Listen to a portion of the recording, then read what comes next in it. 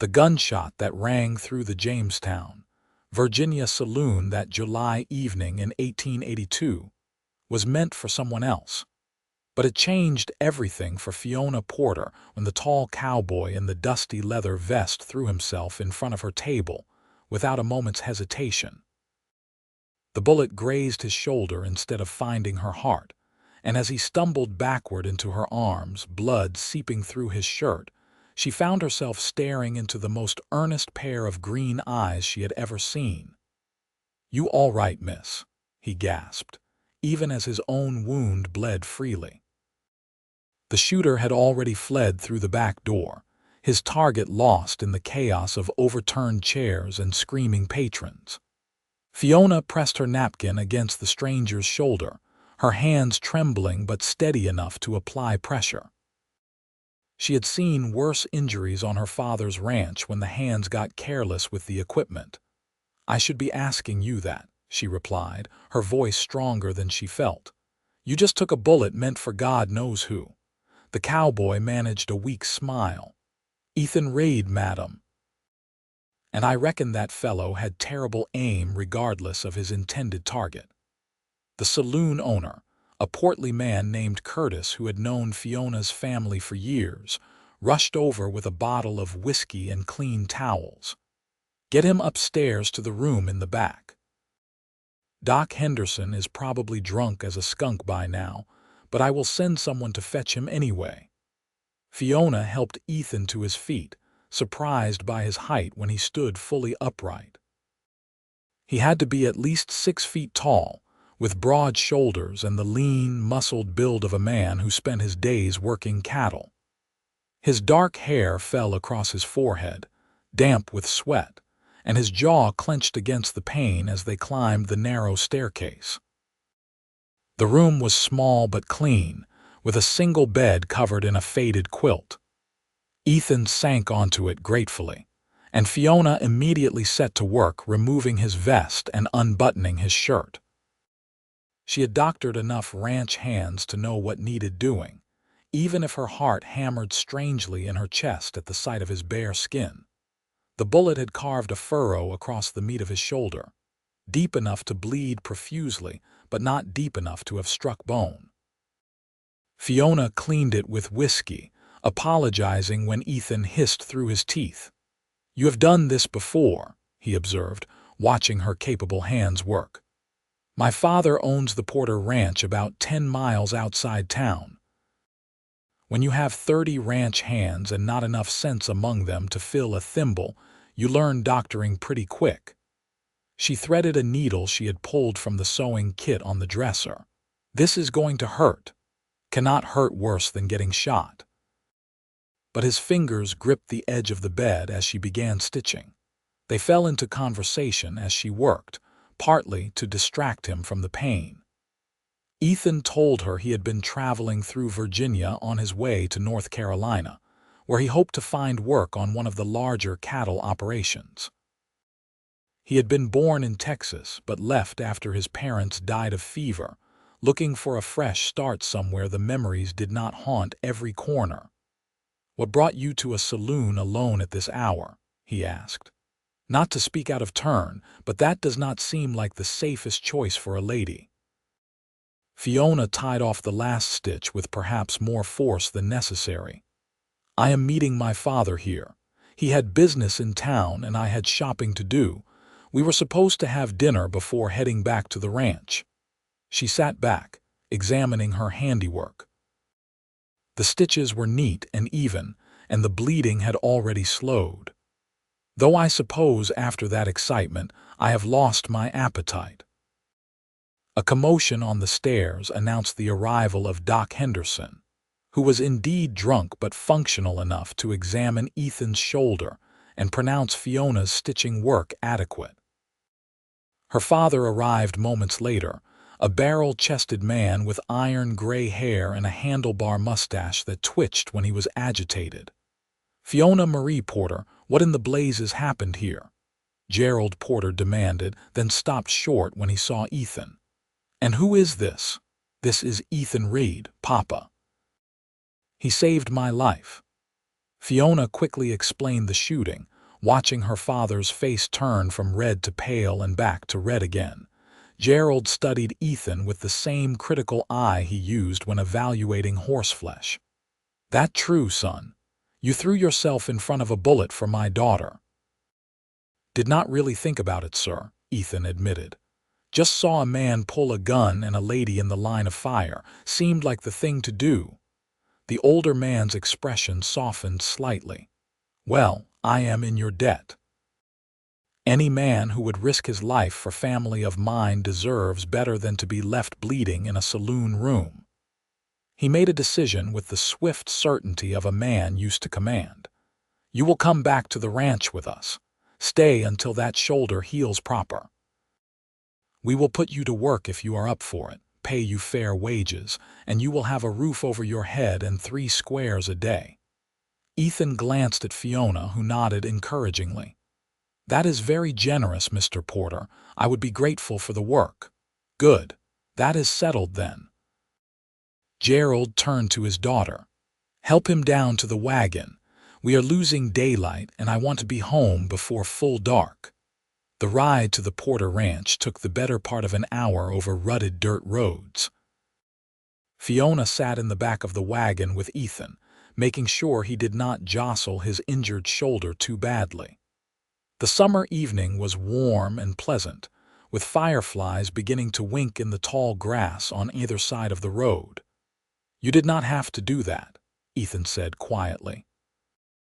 "Stitch me up yourself. You could have waited for the doctor."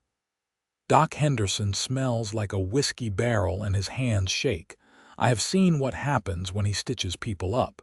You would have had a scar the size of the Mississippi River." Fiona adjusted the blanket she had draped over his shoulders. "Besides, I told you, I have done it plenty of times. Still, I appreciate it." He was quiet for a moment. "Your father seems like a good man." "He is, tough but fair. He built the ranch up from nothing after the war, when everything around here was chaos and reconstruction. A lot of people lost everything, but Papa had saved some money working as a trail boss in Texas. He brought it back here, bought land when it was cheap, and never looked back." She smiled fondly. "He gave me and my brothers a good life. You have brothers, 3, all older. William is married and runs his own spread about 20 miles south. Thomas and Benjamin still work the ranch with Papa. You will meet them tomorrow, I suppose." She did not add that her brothers would likely interrogate Ethan thoroughly, protective as they were of their only sister. The ranch house came into view as the last light faded from the sky. It was a sprawling 2-story structure with a wide front porch, surrounded by outbuildings and corrals.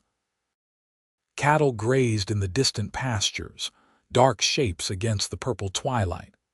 The smell of wood smoke and hay and animals filled the air, familiar and comforting. Fiona's mother, Martha, met them at the door with a lamp held high. She was a handsome woman in her early 50s, with the same auburn hair as her daughter and laugh lines around her eyes. Those eyes widened when she saw Ethan's blood-stained shirt. "Good Lord, Gerald, what happened?" Another round of explanations followed as Martha shepherded them all inside.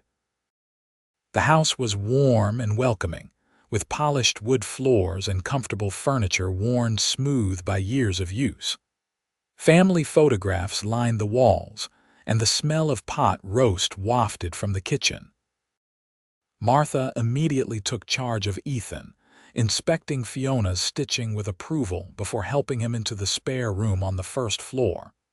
"You will sleep here until that shoulder heals," she declared, "and I will not hear any arguments about it. Any friend of this family sleeps under a proper roof." "I cannot thank you enough, madam," Ethan said, clearly overwhelmed by their kindness. "Nonsense.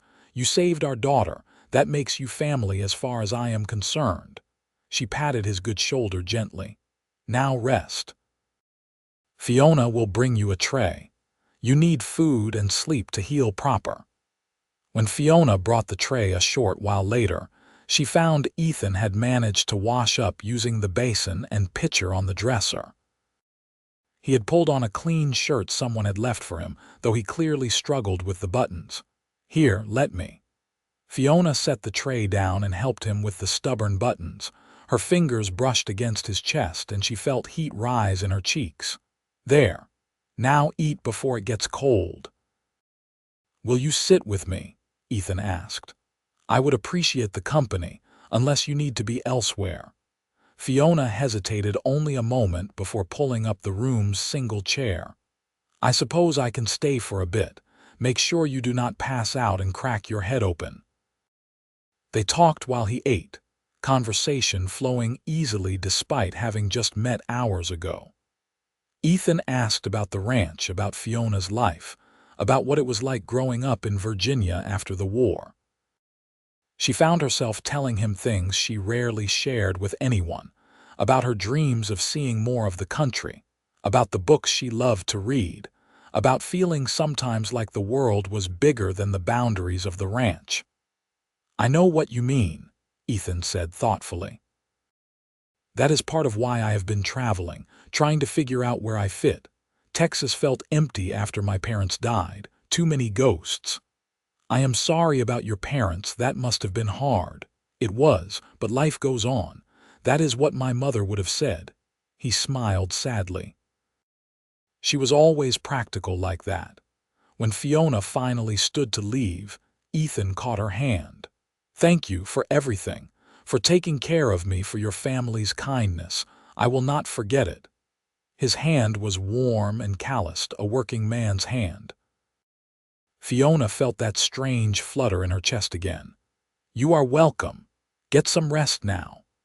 She lay awake long into the night, thinking about green eyes and a stranger who had thrown himself in front of a bullet without hesitation. Life on the ranch followed predictable patterns, seasons cycling through their familiar rhythms. But something had shifted today, like a compass needle finding true north. Morning came early on a ranch, and Fiona rose with the sun as always. She dressed quickly in her work clothes, practical cotton skirts and a simple blouse, and went downstairs to help her mother with breakfast. The kitchen was already warm from the stove, and Martha was pulling biscuits from the oven. "How is our patient this morning?" Martha asked. "I have not checked yet. I thought I would let him sleep." "Well, go see if he is awake. If that shoulder is infected, we will need to tend to it right away." Martha handed her daughter a plate of biscuits. "Take these with you." Fiona knocked softly on Ethan's door. When he called for her to enter, she found him sitting up in bed, looking pale but alert. "How do you feel?" "Like I was shot," he said with a wry smile. "But better than yesterday. Your mother left me some willow bark tea this morning, helped with the pain. Let me check your shoulder." Fiona set the biscuits down and carefully peeled back his shirt. The wound looked clean, no redness or heat that would indicate infection. "This is healing well. You were lucky. Lucky to get shot. Lucky it was not worse." She rebandaged the wound with fresh strips of linen. "You should take it easy for a few days. No heavy work. Your father offered me a job. I do not want him thinking he hired a man who cannot pull his weight. My father offered you a job because you saved my life and because he is a good judge of character. He will not begrudge you a few days to heal." Fiona finished tying off the bandage. "Besides, there is plenty of light work around here. You can help me with the chickens and the kitchen garden if you are feeling up to it." Over the next few days, that became their routine. Ethan helped Fiona with the lighter chores while his shoulder healed, and they spent hours talking as they worked. She learned that he could read and write, unusual for a cowboy, because his mother had been a school teacher. He learned that she had a sharp wit and a generous heart, that she treated the ranch animals with kindness, but was not afraid of hard work. Fiona's brothers arrived at the ranch on the third day, summoned by their mother to meet the man who had saved their sister. William came with his wife Sarah, a petite blonde woman with a ready smile. Thomas and Benjamin arrived together, both of them tall and broad-shouldered like their father. The interrogation happened over dinner, with the brothers firing questions at Ethan about his background, his intentions, his plans. Ethan answered patiently, meeting their eyes steadily, never flinching from their scrutiny. "So you are just passing through?" Thomas asked, his tone skeptical. "I was. But your father offered me work and I could use the wages. Figured I would stay for a spell, see how things go. And it has nothing to do with our sister." Benjamin was the youngest of the brothers, only 25, but he had appointed himself Fiona's particular guardian. "Ben," Fiona said sharply, "that is enough." "It is all right," Ethan said. He looked at Benjamin directly. "Your sister is a remarkable woman, but I have no designs on her if that is what you are asking. She patched me up and your family took me in. I am grateful, nothing more." The words should have been reassuring, but Fiona felt an unexpected pang of disappointment. She told herself not to be foolish. They had known each other less than a week. After dinner, William pulled her aside on the porch. He was 15 years her senior and had always been more like a second father than a brother. "What do you think of him?" he asked without preamble. "I think he seems like a good man who was in the wrong place at the wrong time, or the right place, depending on how you look at it." "Sarah thinks you fancy him." Fiona felt her cheeks heat. "Sarah should mind her own business," William chuckled. "That is as good as a yes. Look, Fiona, I am not saying do not trust him. He seems decent enough, but be careful, we do not know much about him. Papa trusts him." "That is good enough for me. Papa would trust the devil himself if he saved your life." But William's tone was gentle. "Just promise me you will be smart about this." "When have I ever been anything else?" A week passed, then two. Ethan's shoulder healed cleanly, and he began taking on more substantial work around the ranch. He proved to be an excellent horseman and a hard worker, up before dawn and never complaining about the long days. The other ranch hands accepted him quickly, and even Fiona's brothers grudgingly admitted he seemed like a solid fellow. But it was the evenings that Fiona looked forward to most. After dinner, when the work was done, she and Ethan would often walk out to where an enormous old oak tree stood on a hill overlooking the ranch. The tree had been there longer than anyone could remember, its massive trunk gnarled and twisted with age, its branches spreading wide enough to shade half an acre. They would sit beneath it as the sun set, talking about everything and nothing. Ethan told her about growing up in Texas, about learning to rope cattle when he was barely tall enough to reach the stirrups. Fiona told him about her childhood, about learning to ride before she could read, about the year her mother got sick and everyone thought they would lose her. "You love this place," Ethan observed one evening in late August. The air was thick with humidity and cicadas sang in the gathering dusk. "Of course I do. It is home. More than that, you love every tree, every fence post, every cow," he smiled. "I can see it in how you look at things, how you talk about them." Fiona plucked a blade of grass and twisted it between her fingers. "My father built something here, something lasting. After the war, everything was broken, but Papa put it back together, piece by piece, made something good out of all that destruction. How could I not love that? And do you want to keep building it after he is gone?" The question was blunt but not unkind. Fiona considered it seriously. "I do. My brothers have their own lives, their own plans, but me, I cannot imagine being anywhere else. This land is part of me." Ethan was quiet for a long moment. Then he said, "I have been saving money, not much, but some. I have been thinking maybe it is time to stop drifting, put down roots somewhere." Fiona's heart began to beat faster. "Where were you thinking?" "I do not know yet. Somewhere that feels right. Somewhere I could build something of my own." He turned to look at her, and the intensity in his eyes made her breath catch. "Somewhere with a reason to stay. The moment stretched between them, heavy with unspoken things. Then Ethan reached out and brushed a strand of hair from her face, his fingers lingering on her cheek. "Fiona, I know I have no right to say this. I have been here barely 2 months and I have nothing to offer you but a horse and the clothes on my back. But I cannot stop thinking about you. Cannot stop wanting to be near you, and I think maybe you feel the same way." "I do," Fiona whispered. Her hand came up to cover his.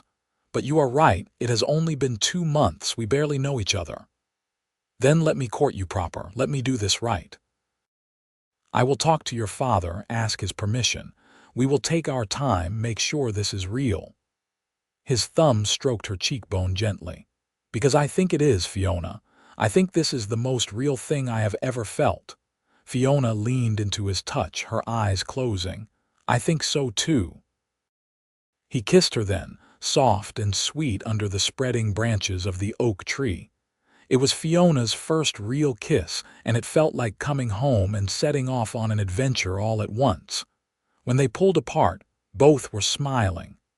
"I should talk to your father tomorrow," Ethan said. "He will say yes. He likes you. Everyone can see that. He likes me as a ranch hand. Courting his daughter is different." But Gerald Porter did say yes when Ethan approached him the next morning in his office. The older man leaned back in his chair, studying Ethan with those shrewd eyes. "I have been expecting this," he said finally. "Martha told me weeks ago how things were going, but I wanted to see if you would step up and do things proper. I care about your daughter, sir. I want to do right by her. Caring is not enough. Can you provide for her? Give her the life she deserves?" "Not yet," Ethan admitted honestly. "But I am a hard worker and I am not afraid of challenges. I will build something, Mr. Porter, I promise you that." Gerald studied him a moment longer, then nodded. "Fair enough. You have my permission to court Fiona. But you hurt her, and you will answer to me and 3 very protective brothers. Are we clear?" "Crystal clear, sir. Thank you." The courtship that followed was the happiest time of Fiona's life. Ethan was attentive and thoughtful. Bringing her wildflowers he picked on his rides around the ranch, reading to her in the evenings from the books he borrowed from the family library, helping her with chores without being asked. They rode together on her days off, exploring the furthest corners of the ranch, picnicking by the creek that marked the southern boundary. He met her friends from town when they came to visit, and she introduced him to the neighboring ranchers at the barn dance the Hendersons threw in September. They danced together under strings of lanterns, Ethan's arm strong around her waist, and Fiona felt like she was floating. "People are talking," she told him breathlessly as they spun across the floor, "saying we will be married by Christmas. And what do you think about that?" Ethan pulled her a little closer, propriety be damned. "I think people should mind their own business." But she was smiling. "I think they might be right, though." Ethan's voice was serious despite the light-hearted music. "About Christmas, I mean, if you would have me." Fiona stumbled slightly and Ethan steadied her. "Are you proposing to me in the middle of a barn dance?" "No, when I propose it will be proper. I am just saying that I am thinking about it. Have been thinking about it for weeks now." He spun her through a turn. "I love you, Fiona Porter. I think I have loved you since you stitched up my shoulder with your hands steady as rock." "I love you too," Fiona breathed. "But you are right. We should do this proper." The proposal came in October, on a perfect autumn day when the leaves were turning gold and red. Ethan asked Fiona to ride out with him to the oak tree, which had become their special place. When they arrived, he helped her down from her horse and then, to her surprise, pulled out a pocket knife. "What are you doing?" she asked. "Something I should have done weeks ago." He began carving into the bark of the massive tree, the letters taking shape slowly. E.R. and F.P. Enclosed in a lopsided heart, Fiona watched, emotion swelling in her chest. When he finished, Ethan turned to her and dropped to one knee, pulling a small box from his vest pocket. "I know I should have asked your father for his blessing on this too, but I already know he will say yes. He has been dropping hints for weeks now." Ethan opened the box to reveal a simple gold band with a small diamond. "It is not much, but it is the best I could afford. I will buy you a bigger one someday, I promise." "It is perfect," Fiona whispered. "Fiona Porter, will you marry me? Will you let me spend the rest of my life trying to deserve you? Will you help me build something lasting right here on this land you love so much?" "Yes. Yes to all of it." Fiona pulled him to his feet and kissed him soundly. "Yes, I will marry you." He slipped the ring onto her finger and it fit perfectly. They stood there under the oak tree, holding each other as the autumn wind rustled the leaves overhead. "Promise me something," Fiona said softly, looking up at their carved initials. "Promise we will grow old like this, together under this tree on this land. Promise me we will build something beautiful." Ethan cupped her face in his hands, his eyes fierce with love and determination. "I promise. I will love you until my last breath, Fiona. We will grow old together, and our children will play under this tree and their children after them. I promise you a life together, a real life, full of love and hard work and everything good." They were married in December, as the gossips had predicted, in the small church in Jamestown with half the county in attendance. Fiona wore her mother's wedding dress, altered to fit, and carried a bouquet of holly and winter jasmine. Ethan wore a new suit bought special for the occasion, and he could not stop smiling. Gerald walked his daughter down the aisle with tears in his eyes. Martha wept openly in the front pew. Fiona's brothers served as groomsmen, even Benjamin, who had finally admitted that Ethan was a good man worthy of their sister. The reception was held at the ranch, with tables set up in the barn and enough food to feed an army. There was dancing and drinking and laughter, and when Ethan and Fiona finally managed to slip away to the small house Gerald had built for them as a wedding present, just a quarter-mile from the main house, they were both exhausted and deliriously happy. "So this is home," Fiona said, looking around the cozy front room. It was small, just 4 rooms total, but it was theirs. "This is home," Ethan agreed. He pulled her close, kissing her temple. "The first home we will build together, but not the last." "What do you mean?" "Your father and I have been talking. He is going to make me a partner in the ranch. Not a huge share, I have to earn that, but enough to get started. And he is going to deed us 100 acres up near the oak tree. We can build our own spread there, raise cattle, maybe horses if you want." "It will be ours, Fiona. Something we build together." Fiona felt tears spring to her eyes. "Papa did that for us. He said you have been the heart of this ranch since you were old enough to walk.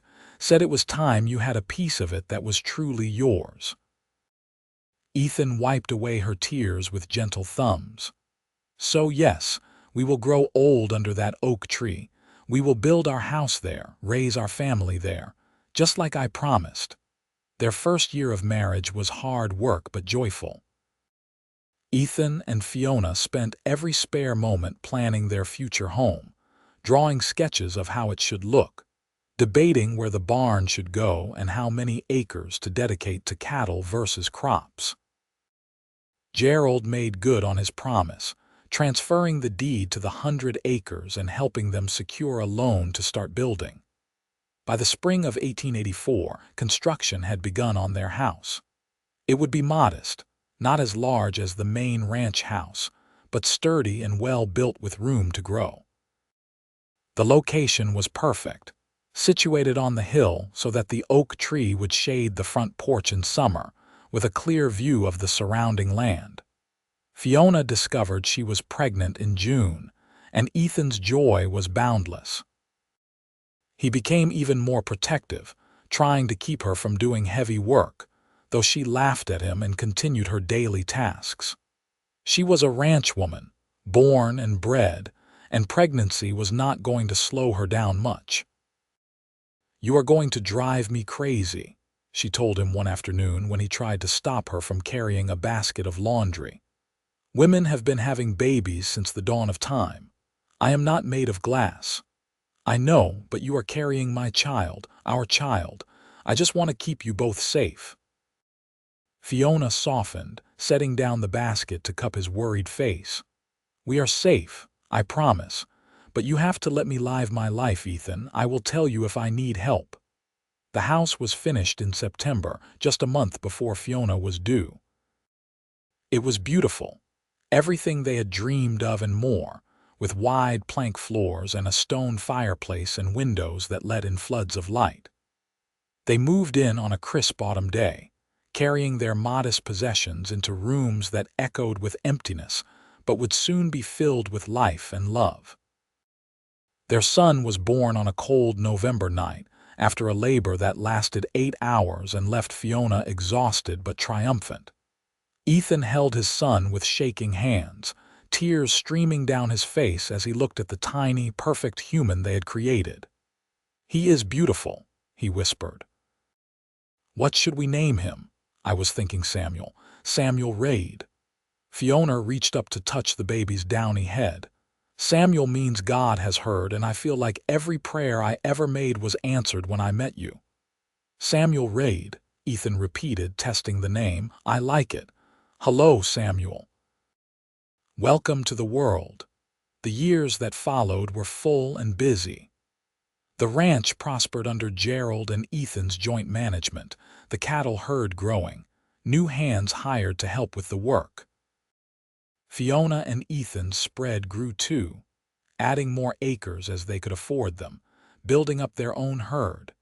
Samuel was a healthy, happy child who learned to walk clinging to the fence posts and said his first word, "horse," before he was a year old. Fiona's days were consumed with caring for him and managing the household, but she loved every moment, even the exhausting ones.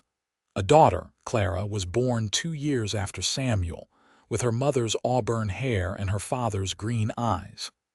Then another son, Michael, 2 years after that. The house that had seemed so spacious when they moved in began to feel crowded, and Ethan started drawing plans for an addition. 3 children, Fiona marveled one evening as they sat on the porch, watching the sun set while the children played in the yard under the watchful eye of the young woman they had hired to help with housework. "When did we become a family of 5? "When you made me the luckiest man alive by agreeing to marry me." Ethan pulled her close, kissing her hair. "Do you ever regret it? The work is hard, and I know you do not get much rest with 3 little ones. Not for a single second." Fiona turned to look at him, and the love in her eyes was as strong as the day they married. "You gave me everything I dreamed of, Ethan. A home, a family, a partnership. We built this together just like you promised." Gerald passed away in the winter of 1891, peacefully in his sleep after a short illness. The loss hit the family hard, but he had lived to see all his children settled and happy, his grandchildren thriving, his ranch prosperous. Martha moved into the small cottage next to Fiona and Ethan's house, claiming she wanted to be closer to her grandchildren. With Gerald's death, Ethan became the managing partner of the ranch, a responsibility he took seriously. He was fair with the hands, generous with the neighbors, and shrewd in business. The Porter Ranch continued to thrive under his leadership, and people began to speak of him with the same respect they had given Gerald. Fiona worked alongside him, managing the books and the household, raising their children, caring for the animals. Their partnership was the talk of the county, a true marriage of equals where both contributed their strengths. On their 10th wedding anniversary, Ethan took Fiona back to the oak tree. The children were spending the night with Martha, and for once they had an evening to themselves. It was December again, cold but clear, and they bundled up in heavy coats. The tree had grown in the decades since Ethan carved their initials, the letters stretching and distorting as the bark expanded, but still visible, still clear. They stood looking at it, Ethan's arm around Fiona's shoulders. 10 years, he said softly. A decade of my life, and the best years at that. The best years so far, Fiona corrected. We have many more ahead of us. I hope so. I plan on keeping my promise to you. Ethan pulled out his pocket knife again. Below the original carving, he carefully added the date, 1893. What are you doing? Marking the years. I thought we could come back every anniversary, add another date.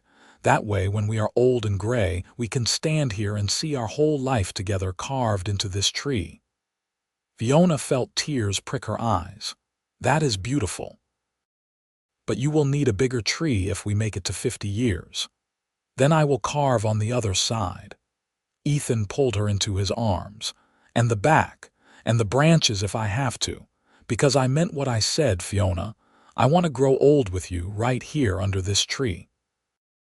They kissed as the winter wind whistled through the bare branches, and for that moment, nothing else existed but the two of them and the promises they had made.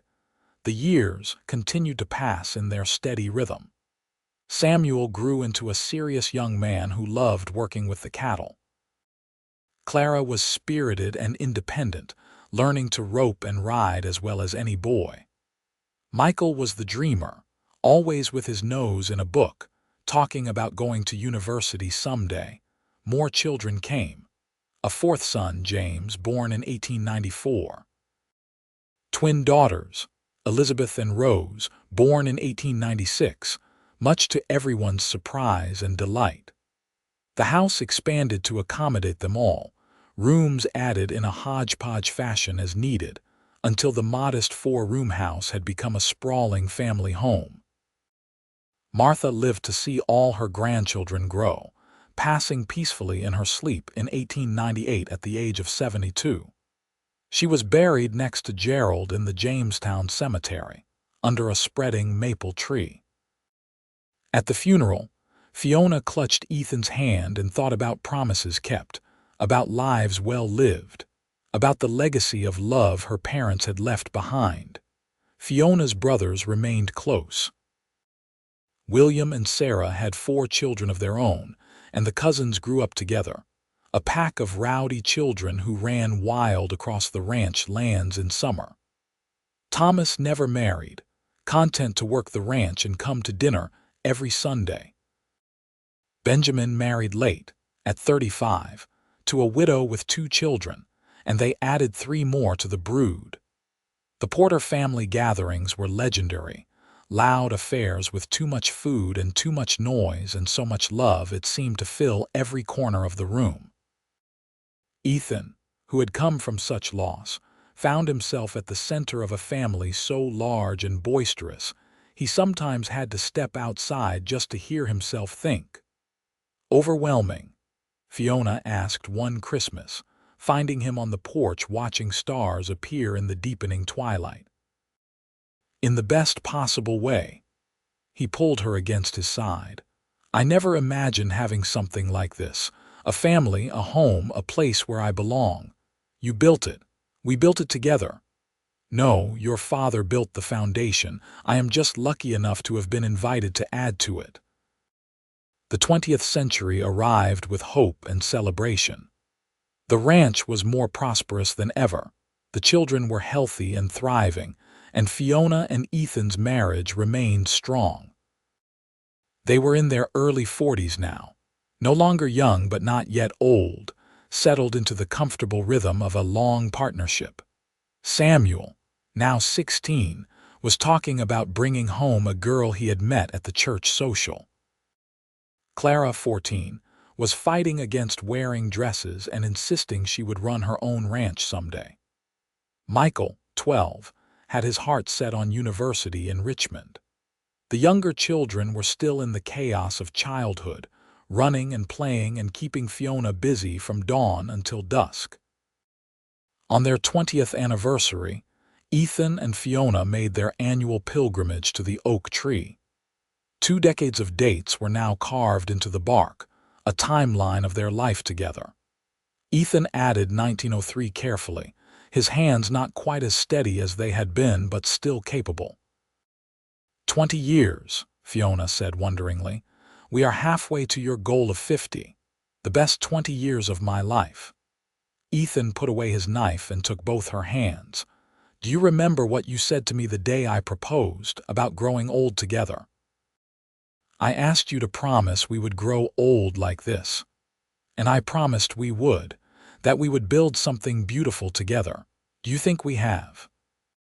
Fiona looked out at the land spread below them, at their house with smoke curling from the chimney, at the barns and outbuildings, at the cattle grazing peacefully in the winter fields. She thought of their 6 children, healthy and happy. She thought of the life they had built together, the challenges they had faced, the joys they had shared. Yes, she said simply, we have built something beautiful, more beautiful than I ever imagined. Samuel married at 19 to the sweet girl named Lucy he had been courting. They moved into a small house on the far edge of the ranch property, and within a year, Fiona and Ethan became grandparents to a squalling baby girl named Margaret. Holding her for the first time, Fiona thought about the cycle of life, about how quickly it all moved. We are getting old, she told Ethan that night. Nonsense. We are in our prime. But there was silver in his hair now and lines around his eyes from years of squinting against the sun. Grandparents, Ethan, we are grandparents. And is that not wonderful? That we built something lasting enough that our children are building their own lives on the foundation we gave them. He pulled her into his arms. This is what we wanted, remember, a legacy, something that would outlast us. Clara surprised everyone by falling in love with a quiet young man named David who worked as a carpenter in Jamestown. They married when she was 18, and true to her word, they started their own small ranch with Clara doing most of the work while David built furniture to sell in town. Michael went off to university in Richmond, the first Porter to pursue higher education. He wrote long letters home about his classes and his dreams of becoming a lawyer. Fiona saved every letter, proud beyond measure of her scholarly son. The younger children grew. James became fascinated with horses, talking about starting a breeding program. The twins, Elizabeth and Rose, were inseparable, finishing each other's sentences and dressing alike even though Fiona tried to encourage their individuality. By 1910, Fiona and Ethan were in their early 50s, their children mostly grown, their lives entering a new phase. The ranch ran smoothly with Samuel and James doing much of the daily work. Ethan focused more on the business side, less on the physical labor that was getting harder with age. They had more time together now, quiet mornings drinking coffee on the porch, long evening walks to the oak tree. Their bodies were not as young as they once were, but the love between them had only deepened with time. You ever think about that day in the saloon? Fiona asked one evening as they sat under the oak tree. The day we met, all the time, I think about how easily things could have gone differently. If I had been sitting somewhere else, if I had not looked up at that exact moment, if I had hesitated even a second. But you did not. You threw yourself in front of a bullet for a stranger. Best decision I ever made. Ethan kissed her softly, though getting shot hurt like hell. Fiona laughed, resting her head on his shoulder. They sat in comfortable silence, watching the sunset paint the sky in shades of orange and pink. Around them, the ranch was settling into evening quiet, cattle lowing in the distance, the smell of wood smoke on the air.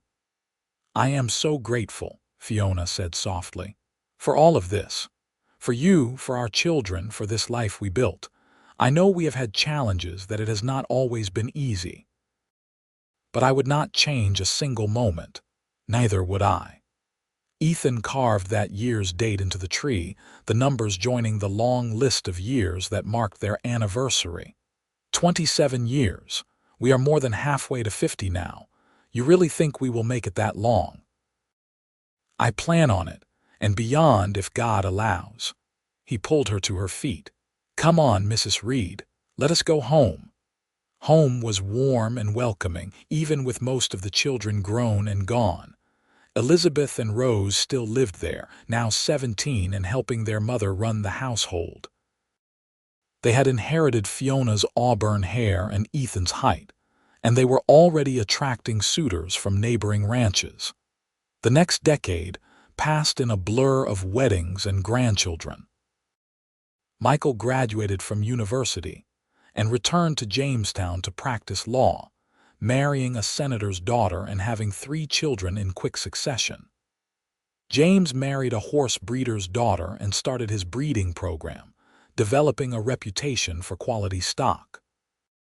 Elizabeth married a rancher's son and moved to his family's spread.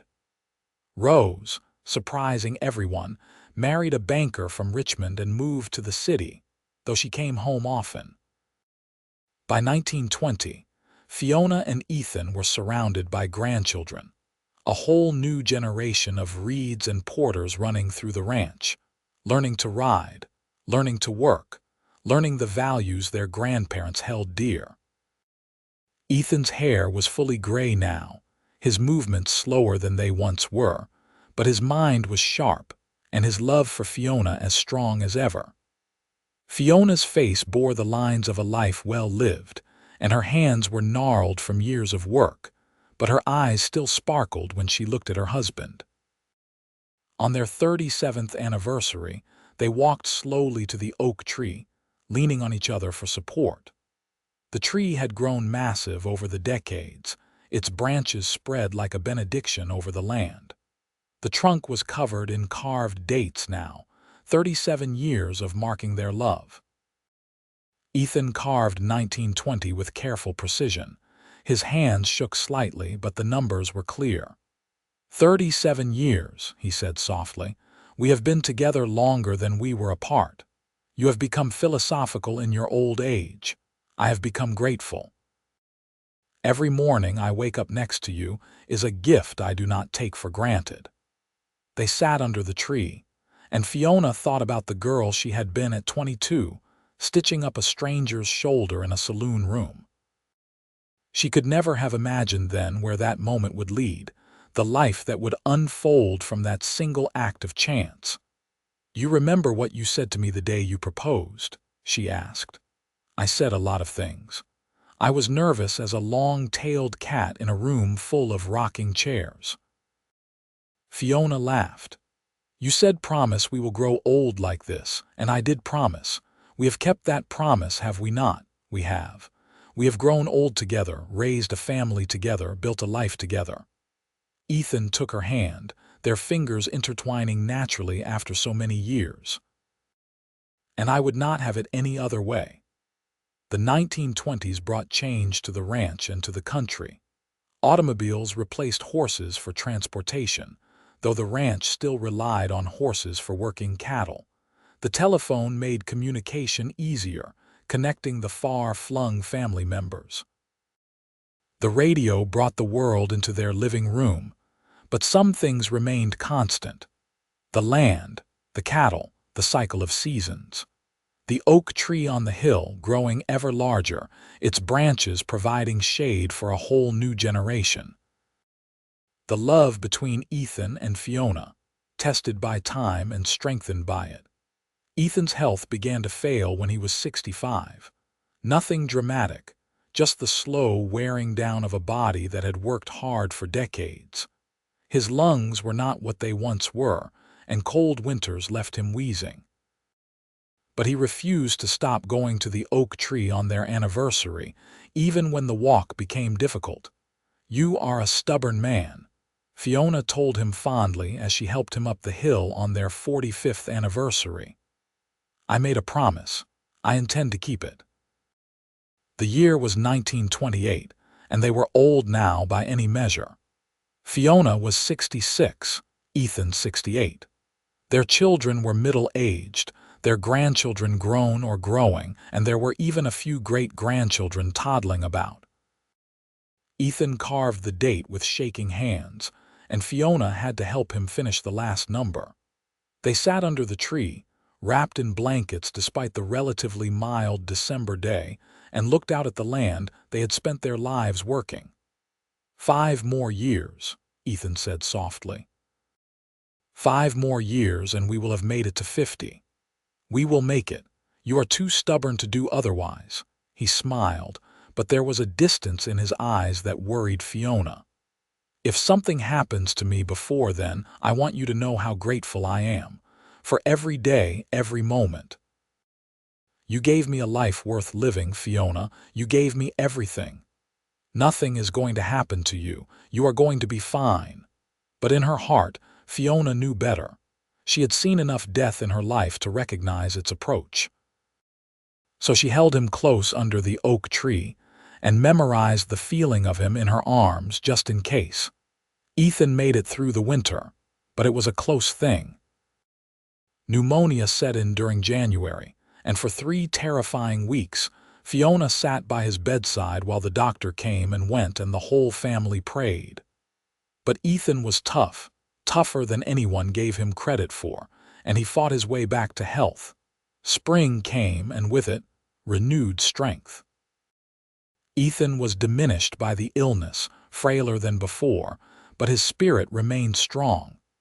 He worked shorter days, spent more time sitting on the porch with Fiona, held his great-grandchildren with wonder in his eyes.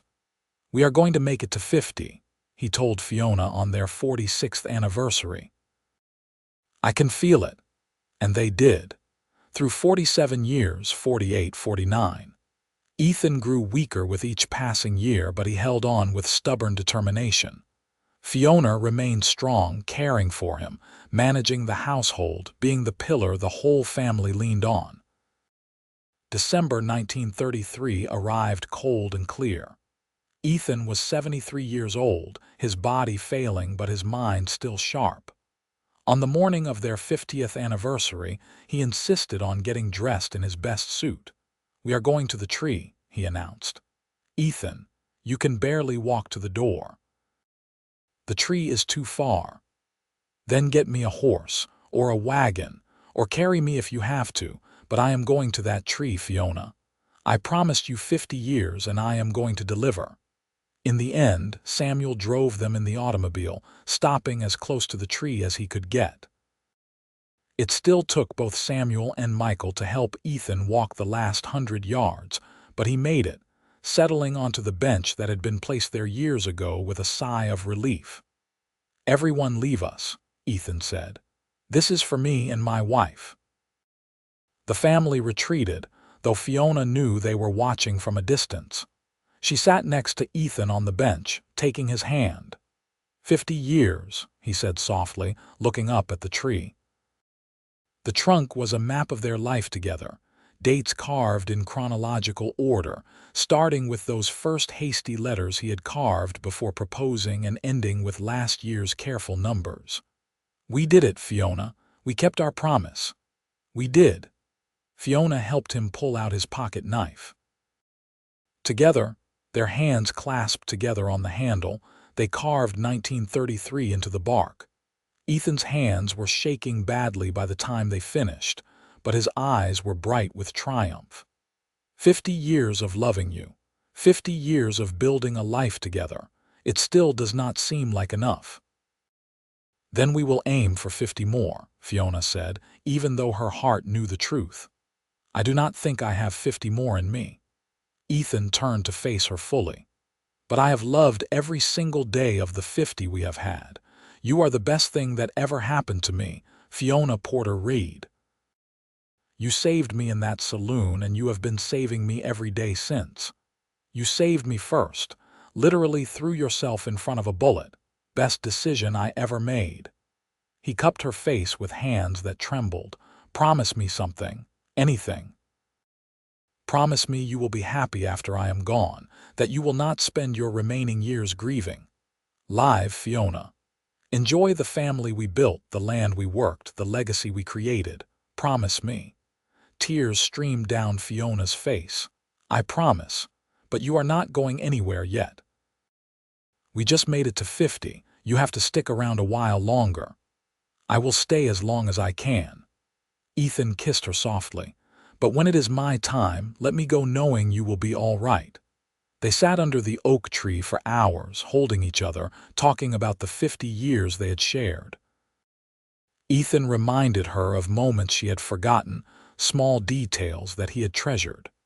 Fiona told him again how much she loved him, how grateful she was for the life they had built.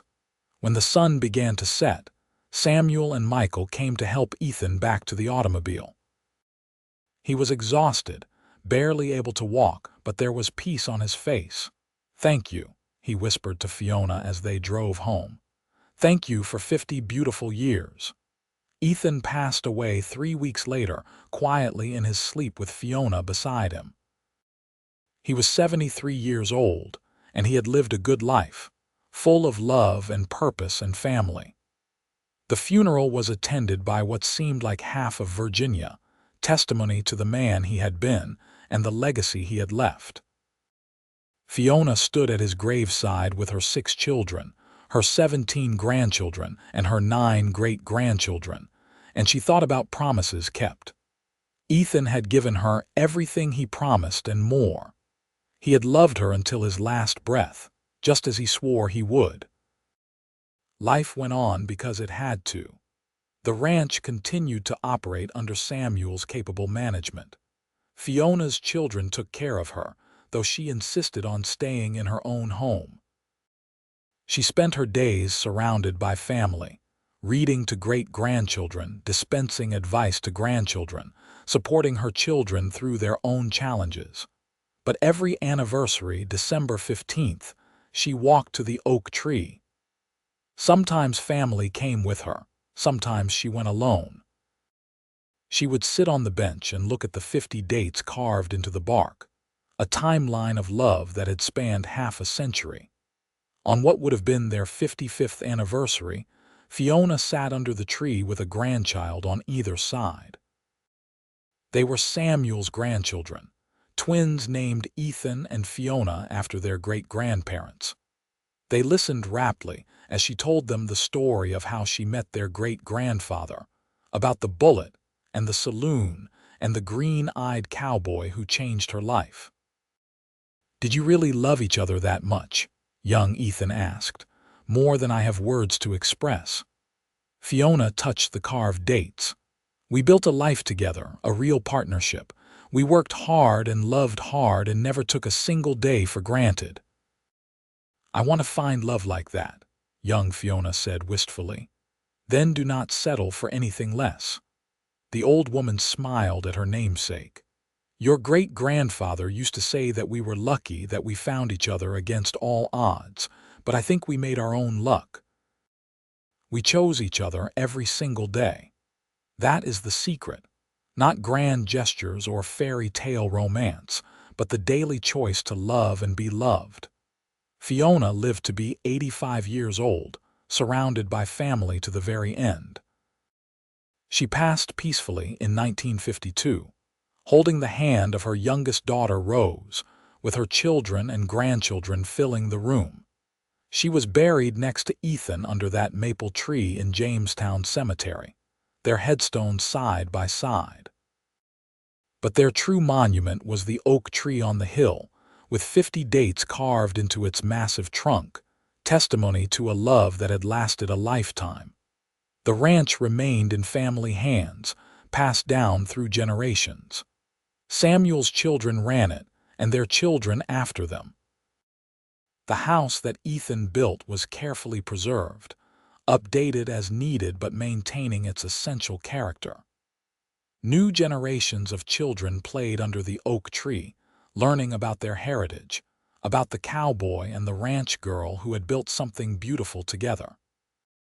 Years turned into decades, and the dates carved into the oak tree became harder to read as the bark continued to grow and change. But they were still there, still visible to those who knew where to look. A permanent record of a promise kept, of a love that grew old together just as it should. Visitors to the ranch would often ask about the tree, about the dates carved into its trunk. The story became family legend, passed down with embellishments and details added over time. But the core truth remained unchanged. A cowboy saved a girl's life, and she saved his right back. They built a life together on land they loved, raised a family that continued for generations, and kept every promise they made to each other. The oak tree still stands on that hill in Virginia, watching over the land that the Reeds and Porters have worked for over 150 years. Its branches spread wide, providing shade and shelter, its trunk thick with age and covered in the scars of time. And somewhere in that weathered bark, if you know where to look, you can still see the initials ER and FP. Enclosed in a lopsided heart, surrounded by 50 dates that tell the story of a love that lasted a lifetime. Samuel's great-great-grandchildren run the ranch now, in the 21st century. They work the land with modern equipment and technology that Ethan and Fiona could never have imagined.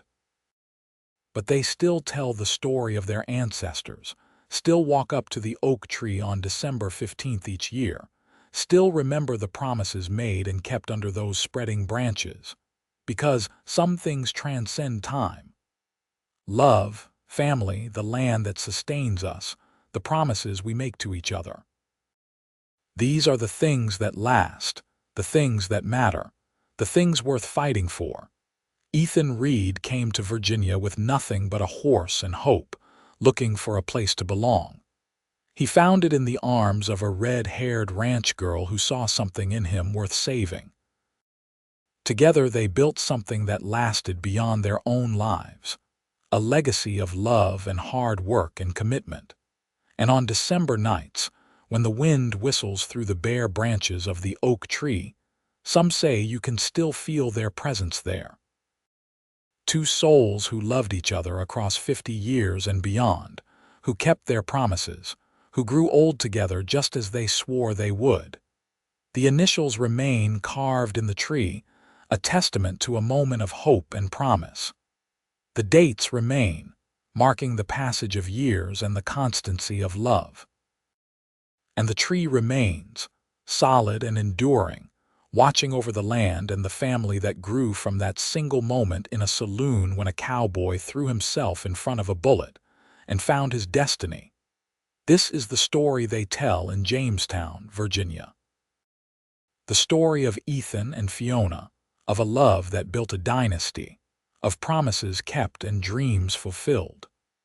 It is a story that speaks to something fundamental in the human heart, the desire to love and be loved, to build something lasting, to leave the world better than we found it. And every December 15th, when the family gathers under the oak tree, they remember. They remember the cowboy who carved initials in the bark and the woman who whispered for him to promise they would grow old together. They remember how he kept that promise, how they both did, building a life that echoed through generations. The ranch continues. The family continues. The love continues, passed down through blood and story, through example and tradition. And the oak tree stands watch over it all, guardian of promises kept and love that endures beyond a single lifetime. This is how the story ends and how it never ends, because the best stories never truly finish.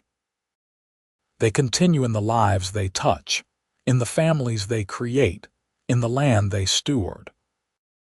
Ethan and Fiona may be long gone, but their love lives on in every child who plays under that tree, in every couple who stands before it and makes their own promises, in every generation that works the land they loved. The oak tree remembers. The land remembers. And the family remembers, keeping alive the story of two people who found each other against all odds and built something beautiful together. A cowboy and a ranch girl, a bullet and a saloon, a promise and a lifetime spent keeping it. This is the legacy they left behind, and it is a legacy that will endure as long as the oak tree stands and the land remains in the family. And that is exactly what Ethan and Fiona would have wanted.